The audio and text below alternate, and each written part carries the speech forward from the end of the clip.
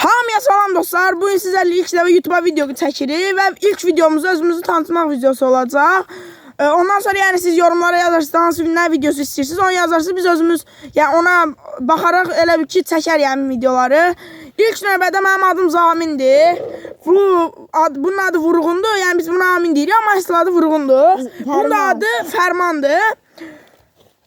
Mənim 13 yaşım var. Mənim də 12 yaşım var.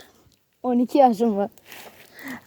Bu iki nəfər eyni sinifdə oxuyurlar belə baxanda, amma mən onlardan biri böyüyüm. İndi isə sizə deyək də nə video istəyirsiniz? Vlog çəkirik. Nə bil, short videoları çəkirik, oyun videoları çəkə bilirik. Və ya, yəni istədiyiniz videonu çəkə bilərik. Yemək videoları filan hər şey çəkirik. Hə də yəni belə. İstəsə yəni futbol şeyləri də çəkirik. Ya da meşədə bir gün qalırıq. Hə, 24 saat meşədə qalmaq falan. Yəni belə futbol videoları da çəkirik. İstəsəz yəni siz üçün çəkə bilərik, amma indi o da sizin istəyinizə bağlıdır.